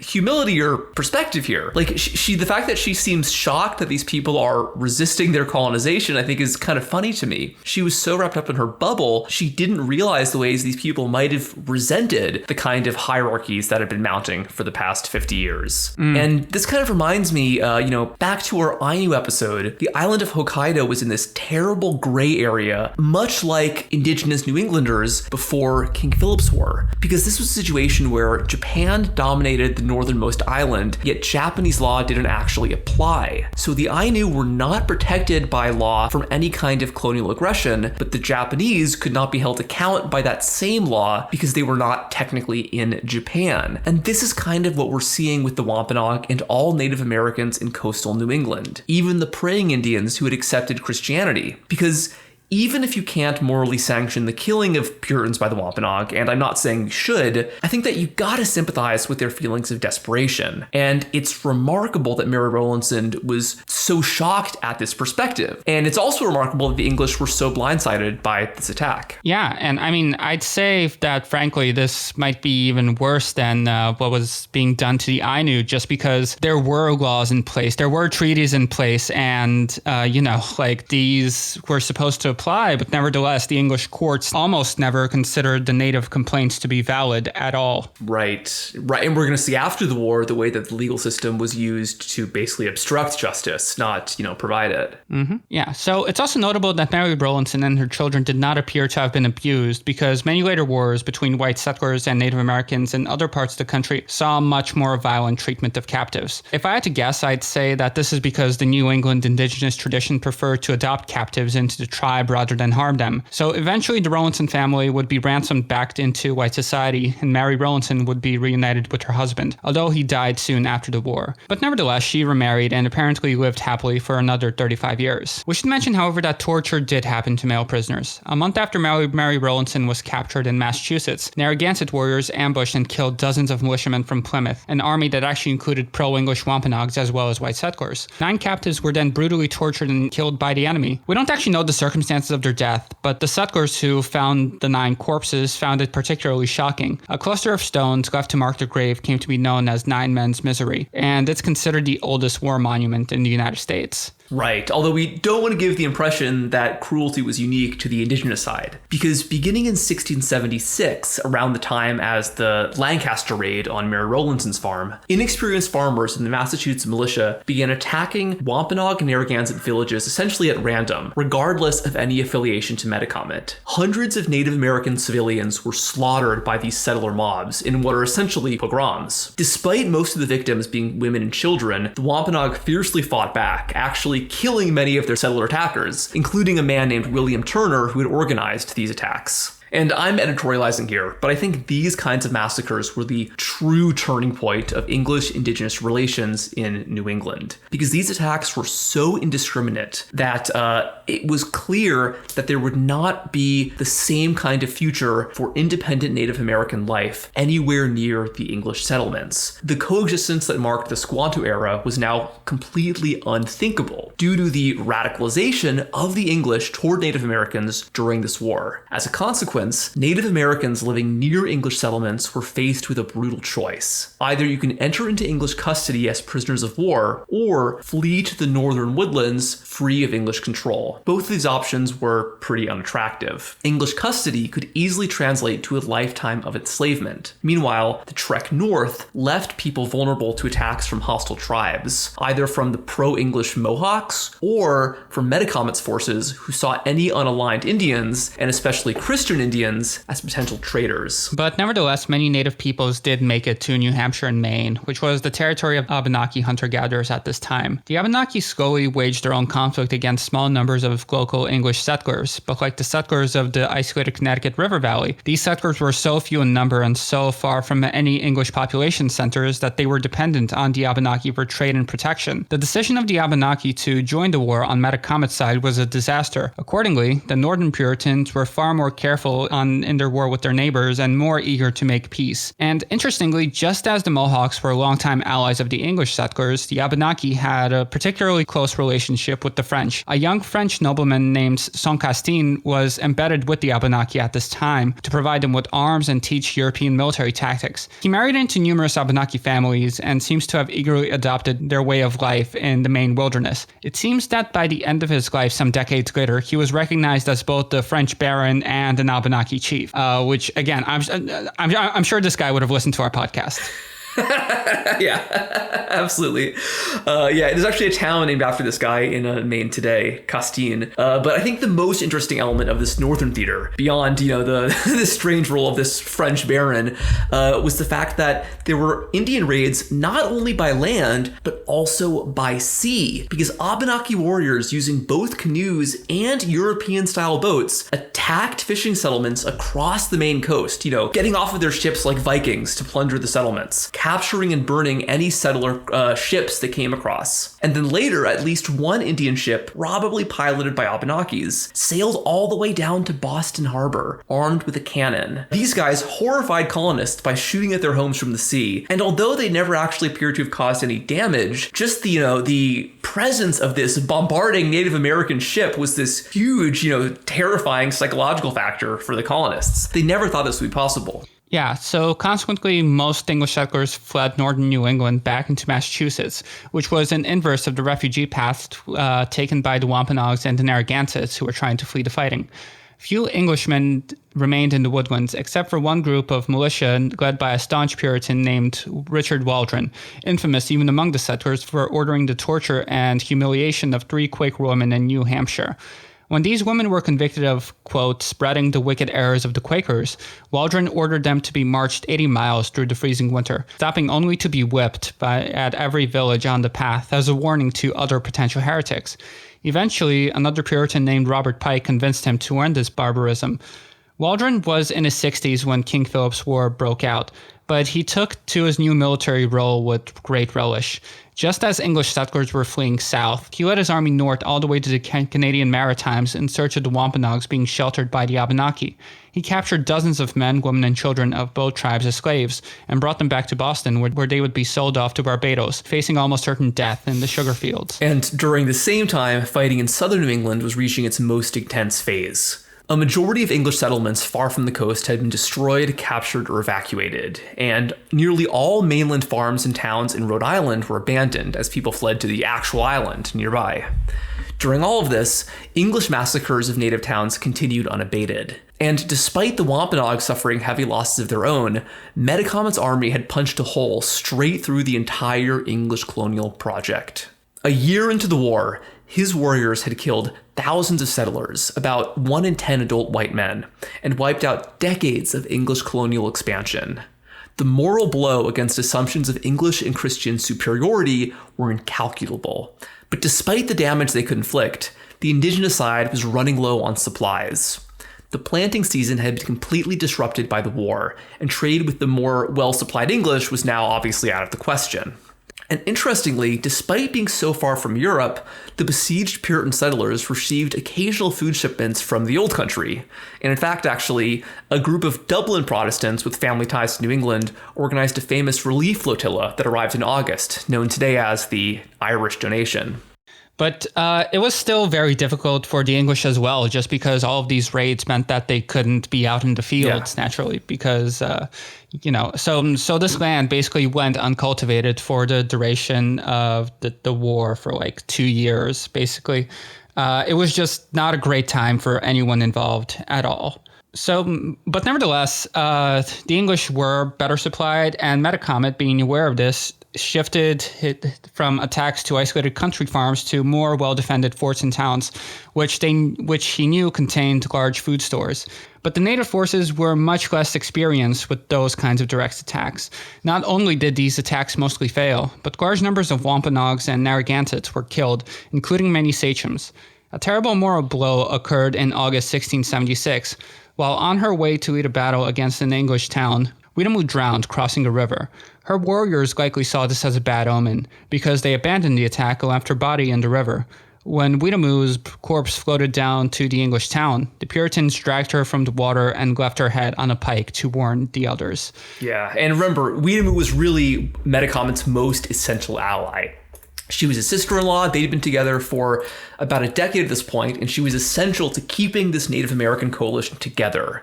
And with her death, it appears that this coalition basically immediately began to unravel. And ultimately, the ending of King Philip's War would come much quicker than anybody expected, really without any kind of grand climax. Because despite the English having been brutally battered by this war, by August, they were now the ones who had been backed into a corner fighting for their lives. And I think this meant that they fought a bit harder, and they also no longer were being drawn out into the countryside for ambushes. By bringing the war to the coast, Metacomet had unintentionally brought the war to the English's own turf, and it was a lot harder to displace them. He might be able to force the settlers to the coast, but he couldn't force them into the sea. And mixed teams of Mohegans, Praying Indians, and Plymouth militia chased the now starving Wampanoag forces across the burned towns of Massachusetts and Rhode Island. And within just 2 weeks of the death of Weetamoo, these men had the amazing luck to stumble onto a group of warriors led by Metacomet himself. A Wampanoag preacher known to his people as Antiquan, whom the English called John Aldermid, had once been a counselor of Metacomet and probably had inside information about his whereabouts. But after Antiquan's brother was killed by Metacomet for obscure reasons, possibly because he was a Christian, Antiquan switched sides and began to aid the English. And on August 12th, 1676, it was Antiquan who shot and killed Metacomet in an unceremonious ambush. Just like his sister-in-law, Weetamoo, Metacomet's head was left on a pike. His friends and children were captured soon after and sold into slavery in Barbados, at which point they disappear from history. By the end of August, the English had recovered most of their territory across New England, though it was now largely burned, and killed any remaining sachem from Metacomet's army they could get their hands on. Their Mohawk allies eagerly assisted in this fight, hunting down Narragansett warriors, including the sachem Pesicus we mentioned earlier. By September, it was clear that the war had been won. New England was now truly the domain of the New English, and they no longer had any plans to share it with anybody else. Right. Sporadic attacks and raids would continue for another year or so, but nevertheless, this was very much isolated. There was no longer any kind of grand vision, and it was just put down very brutally. As soon as the fires were put out across Massachusetts and Rhode Island, trials were held for Indians suspected of direct or indirect involvement in King Philip's War. Hundreds of Wampanoags, Nipmucs, and Narragansett were accused of treason to the crown, a crown to which they had never consented to be subjects and whose projections were never granted. By treating the prisoners as traitors rather than enemies, the settlers had far more legal leeway to punish individual participants in the war. It's important to note that there was no peace treaty signed. There was no general amnesty to any who had surrendered. Basically, this meant that murder charges could be filed against any single, or in this case, treason charges against any single participant in the war. It's a kind of unusual circumstance. I'm not really sure where else you've seen this. I guess maybe after the U.S. Civil War, but then, of course, with the end of Reconstruction, that was all totally half-assed. Yeah, but I mean, even there, I don't think like a regular low-level Confederate soldier would have been put on trial after the conclusion of the war. Even then, you're right. Yeah, this is really a really unique situation where it's basically the Puritans maintained this legal fiction that a war had not been fought, and that any killing of a white settler in the course of the war was treated identically to as if it would have been like, a murder during a bar fight. Yeah, and so because of this, any Native Americans who were accused of killing settlers were hanged, while those accused of supporting the war in other ways were simply enslaved. We mentioned in the last episode that while slavery was once a temporary sentence in New England, by 1676 it had begun to morph into a permanent and hereditary racialized system that we now associate with the South. The burden of evidence required to enslave the accused traitors was very, very low, and some people were enslaved simply for being relatives of known warriors. While many New Englanders congratulated themselves on handling this war in a civilized manner and insisting upon trials, others recognized that this process was a sham. The most important of these figures was the Irish-born lawyer Daniel Gookin. Gookin was an English missionary who had been the superintendent of the Praying Indians since 1656. During the course of the war, many natives had opted not to take up arms against the English, but they were nevertheless rounded up and sent away. The most notorious of these destinations was Deer Island in the Massachusetts Bay. Somewhere between 500 and 1,000 praying Indians would be sent there during the winter of 1675 and 6. Consequently, ostensibly for their own safety against the hostility of both the native insurgents and the angry settlers. But in reality, this was a policy of internment. And like many other internment projects, this one had deadly results. Within a month of their deportation to the island, food shipments began to run dry and starvation became rampant as the natives had to subsist on meager clam banks. Many would never have set foot on the mainland again, and by the time they were allowed to return to the mainland in June, over half of them had died, and many more would die shortly thereafter from the sickness that had ravished their bodies. Yeah, horrifying. Daniel Gookin was among the Nipmuc when they received an ultimatum to surrender themselves and face deportation. In the run-up to the deadline, some 300 warriors on Metacomet's side entered the praying Indian town of Hassanamesset, among the last of the praying Indians to be deported, and took its unarmed residents hostage. The warriors strong-armed the residents of the town to join the resistance. As Gookin recounted in his account, which is called An Historical Account of the Doings and Sufferings of the Christian Indians in New England in the year 1675 to 1677, quote, "The enemy's Indians wanted them to go quietly, then they would spare their lives. Otherwise they would take away all their corn, and then they would be famished. And further, they argued with them, if we do not kill you, and you go to the English again, they will either force you all to some island as the Natick Indians are, where you will be in danger of being starved with cold and hunger, and most probably the end of all that would be being sent out of the country for slaves." These kinds of arguments used by the enemy and our friends' inability to defend themselves, together with the fear of hard measure from the English, whereof some of them had great experience. Upon these considerations, many of them were at last inclined, in this strait of two evils, to choose the least, as it to them appeared, and to accompany the enemy to their quarters, under the promise of good usage and protection. Right. And Guggen, as well as the missionary John Eliot, were the most vocal opponents of abuses inflicted upon the natives after the war, particularly upon Christian natives. And in the midst of a society braying for blood, this made them incredibly unpopular. One string of insults leveled against Guggen called him an Irish dog that was not faithful to his country, the son of a whore, a bitch, a rogue. God confound him and God rot his soul. If I could meet him alone, I would pistol him. I wish my knife and scissors were in his heart. He is the devil's interpreter. If I could roast him alive, I would. Yeah, this guy was really, really bad, clearly. He would be fined, actually, by the court because this was just too much. But it really goes to show that the mood was not at all pleasant. Yeah, no, absolutely. That's the thing is that, even when the war was over, there was a permanent sense of paranoia among the English settlers who no longer believed they could live safely among Native Americans. This is getting a little bit outside the scope of this episode, and I'm not really sure how strong the argument is, but a lot of people have tried to connect this post-war paranoia to the paranoia of the Boston witch trials about 20 years later. It's kind of interesting. Mm-hmm. Yeah, who knows? Maybe we'll get back to that one. Wink, wink. We might have put a pin on that one. But to focus on 1676, we begin to see this general trend toward segregation, marginalization, and expulsion of essentially all Native Americans from southern New England. Carve-outs were allowed for certain groups like the Mohegans, who were longtime allies, as well as, of course, the thousands of slaves living among the English. But generally speaking, New England would become exclusively English, at least along the southern coast. We should mention that farther north, things were quite different because English settlements were about 50 years behind the curve. This meant that in places like New Hampshire and Maine, when the English settlers who had fled their farmsteads returned home, they realized they couldn't afford to upset the Abenaki anymore.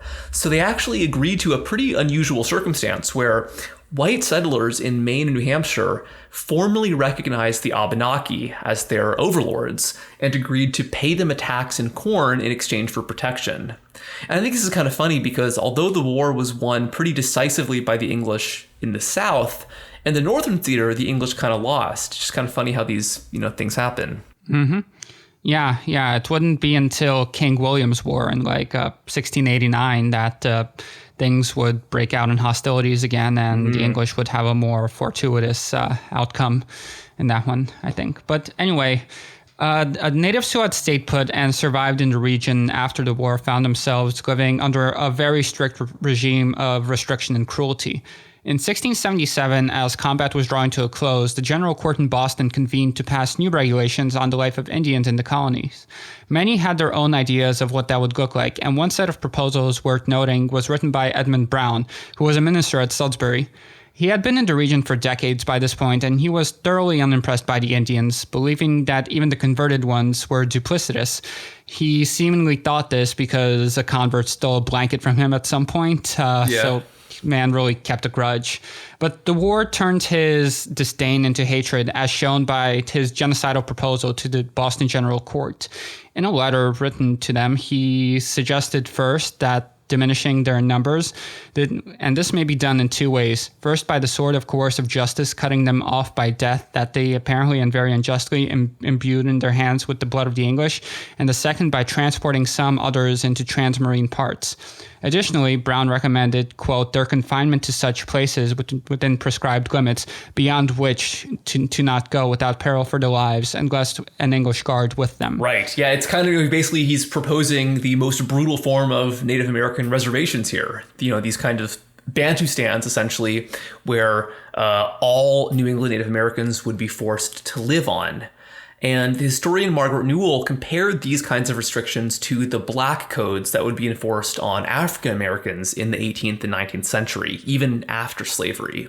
These were these incredibly brutal laws that limited the freedom of movement of all black people, including free black people, with very similar tactics of control and surveillance. Ultimately, the Boston court would pull back from the most extreme of these regulations, but they still required that all Native Americans living within the bounds of the colony must resettle to one of the 4 official praying towns. These towns had to provide an annual list of their residents and could never host any Indian visiting from elsewhere. Additionally, no Indian could enter an English town without permission, and the House of Deputies attempted to require all Native Americans to carry identifying papers at all times or risk the death penalty. Ultimately, a group of magistrates shot this down, possibly just because it would be too difficult to enforce. Yeah, but nevertheless, it was clear which way the ratchet was turning, and it wasn't going to get any easier from here. According to the historian Jenny Hale Pulsifer, quote, by the beginning of the 18th century, popular animus against Indians was finally matched by legislation that codified divisions between English and Indians along race lines. In 1703, Indians were included with the growing black slave population in an order imposing a 9 p.m. curfew in English towns. A 1705 proposal would have banned blacks and Indians from intermarrying with the English. Only the protest of Samuel Sewall, who thought that such an act, quote, an oppression provoking to God, removed Indians from the act. In 1716, even Sewall could not prevent the enactment of a law under which Indian and black slaves were rated for taxation, along with hogs and horses. In 1786, Indians' perceived distinction from the English was made explicit in legislation that succeeded in banning Indian-English intermarriage. Interestingly, intermarriage between Native Americans and African Americans was actually not prohibited, and this was relatively widespread as both groups were similarly racialized and forced onto the margins of English society, usually living on the edges of towns and working on the docks or as domestic servants. By the 18th century, we can find black New Englanders with identifiably Wampanoag or Narragansett names. The most famous of these is, of course, Crispus Attucks, usually considered the first casualty of the American Revolution. Although he's remembered as African American today, his ancestors appear to have been both enslaved African Americans as well as enslaved Narragansetts captured during King Philip's War. And the name Attucks is in fact the Narragansett word for deer. But as the English reasserted power over New England, longtime allies like the Mohegans now found themselves subject to English authorities in ways that they did not expect. Their leader Uncas would live until his 90s, watching settlers encroach over lands that were once his.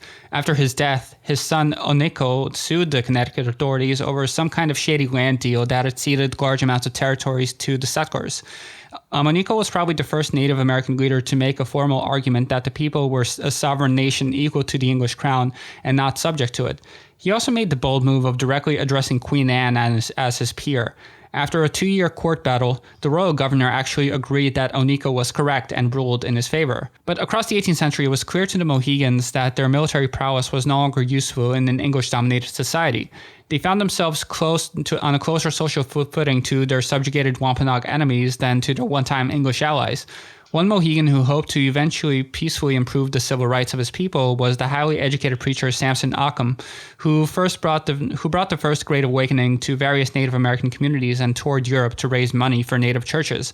But when Occam brought this money back to New England, it was swindled out of him by a white minister named Eleazar Wheelock, who used the funds to instead build the all-white Dartmouth College. Completely disillusioned with English society, Occam led a migration of Christian Indians out of New England and into the territory of their old enemies, the Iroquois. This kind of migration was a pretty radical choice. Clearly, Samson Occam and his followers believed that New England was no longer where Native Americans would survive. Yeah. And we should mention that all of these trends of marginalization had been in place since the Pequot War in the 1630s, but really it was King Philip's War in the 1670s that made these trends basically irreversible. The domination of white settlers over indigenous people was here to stay, and it was going to get worse. Because remember, just a generation before, the Massachusetts Bay Company had a logo of a Native American with a speech bubble saying, "Come over and help us." Now there was no longer any pretense of living alongside or helping Native Americans.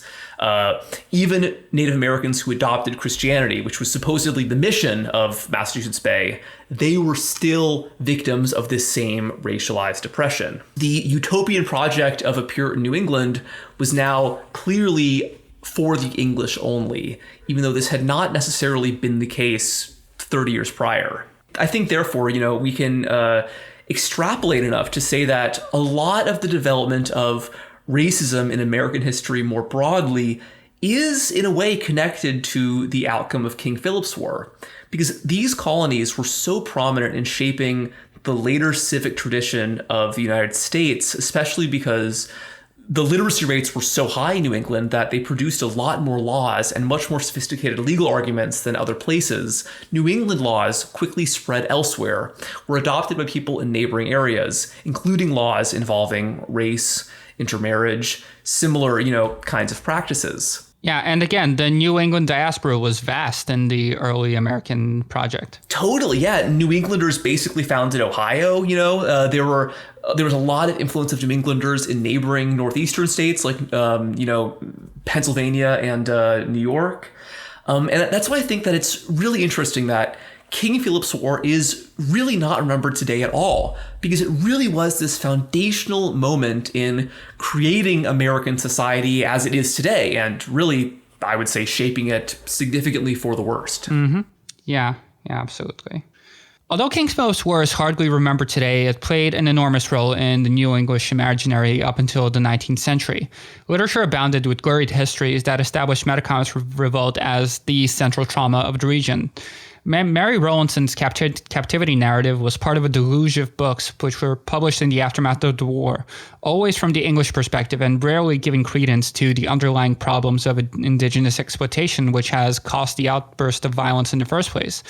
But time inevitably softened these feelings of animosity, and by the first half of the 19th century, New England saw a flourishing of sentimentalist literary accounts of the noble Indian, as exemplified by John August Horne's play Metamora, or John Fenimore Cooper's The Last of the Mohicans. The second of these was set during the French and Indian War of the 1760s, and this book draws heavily from King Philip's War and confuses the Mohican people of upstate New York with the prominent Mohegans of Connecticut. But at the same time as Native American life was being idealized somewhat condescendingly in New England, indigenous peoples in other regions of the now independent United States faced a struggle of life or death. Andrew Jackson's presidency, spanning from 1824 to 1832, saw the question of the civilized tribes come to the fore, as white settlers successfully fought to displace the Indians who had done the most to acculturate to the mores of white society. Many Americans rejected the suggestion that these nations should be oppressed and eradicated, and one of the most prominent advocates against this displacement was himself a New England Indian. William Appice was a Methodist minister from a mixed Pequot, English, and African background, and he claimed to be a descendant of Metacomet himself. He was one of the first Native American writers to publish in the United States, putting out a widely read autobiography titled A Son of the Forest, around the same time that Fenimore Cooper wrote The Last of the Mohicans. While Appice painted a vibrant picture of a living Native American society, rejecting Samson Occam's idea that such a thing was no longer possible in New England, his vision of Native American reality was anything but idealistic. Right, because Appice detailed a miserable childhood of poverty and abuse, as his parents quickly separated and he came under the care of an alcoholic grandmother who then forced him into indentured service. He ran away as a teenager and joined the New York militia just in time to fight for the War of 1812 when he was 14. After the war, he returned to his family and started to reclaim his Pequot identity. It was then that he decided to pursue a career as a minister and a social activist. He settled down among the Wampanoag of Mashpee and became a voice for that community. The Mashpee at this time were managed by white overseers placed by Massachusetts authorities to deal with Indian affairs. These overseers were notoriously corrupt and wielded their power against the natives who had no recourse against them.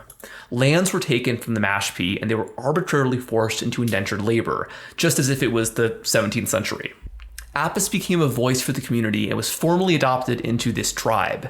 And using a deeply Christian vocabulary, he excoriated the whites for their unceasing hostility against the natives, which he held to be in violation of these people's God-given rights. The hypocrisy of Massachusetts society when it came to Indian affairs deeply bothered him, and he wrote, "As our brethren, the white men of Massachusetts, have recently manifested much sympathy for the red men of the Cherokee Nation, who have suffered much from their white brethren, as it is contended by the state, that our red brethren, the Cherokees, should be an independent people, having the privileges of white men, we, the red men of the Mashpee tribe, consider a favorable time to speak.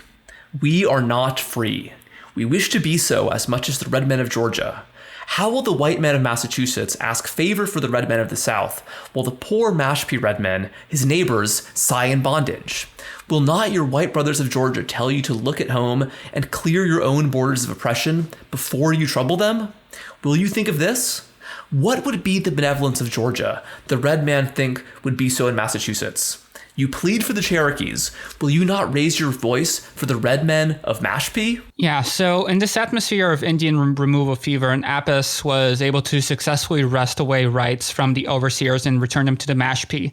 But he had a very uneasy relationship with the tribe subsequently as a result of his lifelong struggle with alcoholism. And I just thought it would be kind of funny to mention that a lot of the arguments that Apis made in favor of Indian sovereignty came down to the nullification crisis, which was a time when Southerners led by John C. Calhoun were arguing that states had a right to nullify any federal legislation that they didn't agree with. So basically, Apis was taking that as a granted and extending that to these Native American nations who he presumed were sovereign unto themselves. It's just very interesting thing, and not a constellation of politics you would necessarily think of going together. No, absolutely. Nevertheless, Apis is very much a product of his time, but also a very interesting figure. And I think really the greatest reminder that although white settlers might have wanted to remove Native Americans from New England, they never actually were able to. And, figures like Apis persisted. But what I think is especially interesting for our purposes here is that Apis was also, as we mentioned, a claimed descendant of Metacomet and a very active participant in the perpetuation of a new kind of historical legacy of King Philip's War. And he had a very different perspective on the war than any white settlers had. Right. In 1836, one of the last literary works he would produce, he gave a lecture called Eulogy on King Philip, which not only defended Metacomet's actions in the war, but compared him to George Washington as a freedom fighter for his people. The Wampanoags of Metacomet's time had left no written record of their experiences of the war, but Apis would attempt to recover their voices and to link the contemporary problems of Indian removal and sovereignty with the problems facing Metacomet's generation. He was suggesting a continuity, in other words. Quoting from it, he asked, Who is Philip? He was the descendant of one of the most celebrated chiefs in the known world, for peace and universal benevolence toward all men, for injuries upon injuries, and the most daring robberies and barbarous deeds of death that were ever committed by the American pilgrims, were with patience and resignation borne. For injuries of much less magnitude have the people called Christians slain their brethren, till they could sing like Samson. With the jawbone of an ass we have slain our thousands and laid them in heaps. It will be well for us to lay those deeds and depredations committed by whites upon Indians before the civilized world, and then they can judge for themselves. How inhuman it was in those wretches, how they could go to enslave a free people and call it religion is beyond the power of my imagination and outstrips the revelation of God's word. O thou pretended hypocritical Christian, whoever thou art, to say it was the design of God and we should murder and slay one another because we have the power. Power was not given us to abuse one another, but a mere power delegated to us by the King in heaven, a weapon of defense against error and evil, and when abused it will turn to our destruction. Mark, then, the history of nations throughout the world. Yeah, there is some irony in using Christian vocabulary to defend Philip's memory, given that Metacomet was very much opposed to the Christianization of Native American peoples. But like we said, that Apis was a product of his time. This was the tool set he had as a Christian missionary in the 19th century. He then also proceeded to recount the history of New England, ironically recasting the white settlers as savages in the face of the noble Indians who had generously opened his lands to these newcomers. He inverts the oratory genre, one which many Americans use to glorify the deeds of their ancestors, and instead, Apis used it to shame these same English ancestors. He wrote, "Let the children of the pilgrims blush, while the son of the forest drops a tear and groans over the fate of his murdered and departed fathers. He would say to the sons of the pilgrims, as Job said about his birthday, let the day be dark, the 22nd day of December, 1622. Let it be forgotten in your celebration, in your speeches, and by the burying of the rock your fathers first put their foot upon.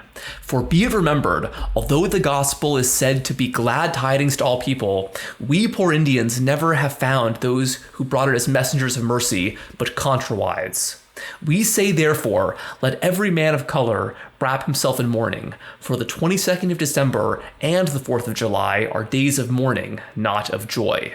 If you're wondering why he's mentioning the 22nd of December, that was because this was for Father's Day, this now forgotten New England holiday we mentioned last year in our Thanksgiving episode. Yeah, the other thing I find interesting is that he's here basically prefiguring Frederick Douglass's speech, What is the 4th of July to a Slave, by saying that these dates are,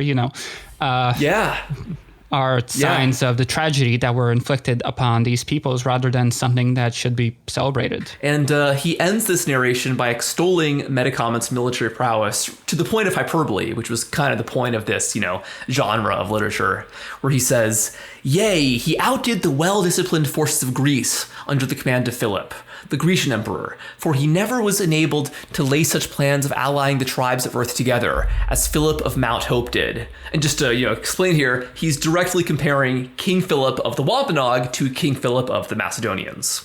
And then he continues, "Even Napoleon patterned after him in collecting his forces and surprising his enemy.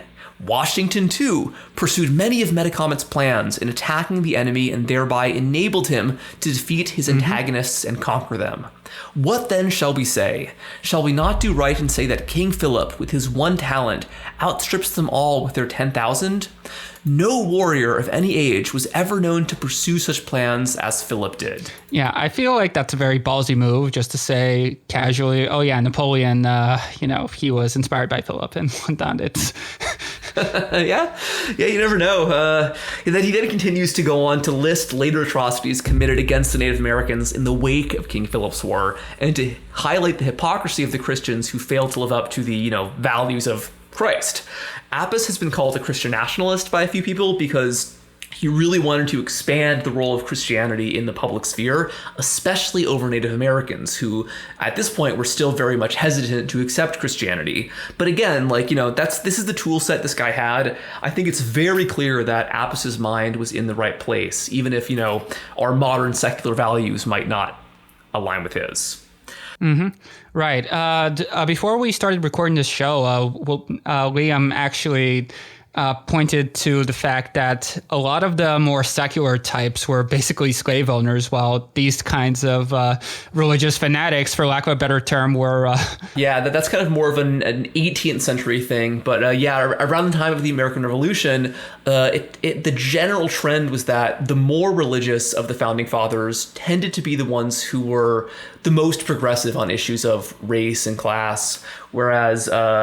it was the most secular tended to be figures like Jefferson, who were basically, these slave-owning elites who, with all their free time of not having to do any work, were able to engage in these scholarly pursuits and dabble in deism and secularism. It's this weird inversion of our association of political values today.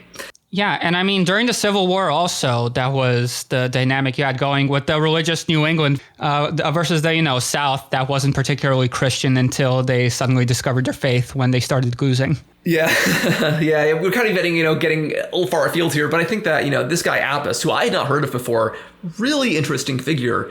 And one interesting aspect of his legacy was that King Philip, or Metacomet, survives very prominently in the cultural memory of Native Americans in New England today, because the white settlers were never able to permanently evict the Pequot, Mohegan, Wampanoag people from Massachusetts and Rhode Island. They're still living there today. And every August 12th, the Wampanoag of Massachusetts celebrate Metacomet Day in honor of King Philip's War, in honor of this man who led the greatest effort to stop the gears of colonialism from turning.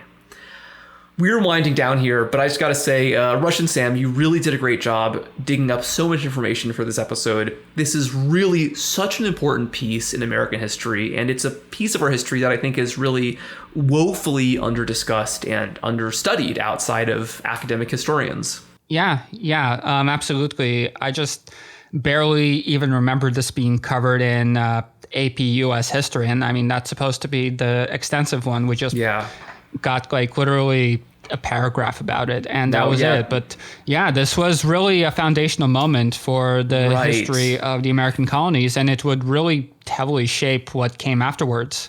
100%, because the tragedy here is that, despite everything that Appice would say about Metacom's virtues as a leader, ultimately he would fail. And in the wake of this failure, the systems erected by the settlers would set America on a course of racial and social hierarchies that had not yet been so sharp and so formalized up until this point. So I think that whenever we think about the consequences of racism and colonialism, either in contemporary America or colonialism anywhere in the world, I think this conflict is a really good and brutal illustration of how these processes take shape. And in these circumstances of paranoia and desperation, it's really easy for a group with power to strip the humanity of the group without, to see all of your enemies as potential combatants and to do unspeakably uncivilized things in defense of civilization. And I don't know, I just got to think that really the only thing we can do here to stop this from happening again and again is to, work towards some kind of world where distinctions of property and power no longer exist. Because otherwise these wars are going to keep happening. People with guns and land are going to be able to terrorize those without. And maybe I'm just an optimist, but I got to think that as a species, we can do better than that, right? Well, one would certainly hope so, although I'm not particularly optimistic at the moment. But who knows? A lot can change in a very short period of time. Yeah. All right. Well, that's it for King Philip's War. This was a big one. And, thank you to our listeners for, your attention and your interest here. We've got some really good and less depressing episodes coming up. But I really do feel like this was an important one to get through. It really helps you understand American history in a different light. And I think that if you want to understand more about specifically New England history, this is an essential event to understand. It was foundational in establishing the psychology of later colonial New England. And I think regardless of whether or not it directly influenced the the Salem witch trials, I think it's an incredibly important piece of context that usually goes unmentioned. Yeah, so if you like this episode, please let us know. Send us comments, suggestions, and let us know if you guys want more early American history episodes going forward. All right, and that's it. Thank you so much, Russian Sam, and I hope you guys enjoyed. Bye-bye.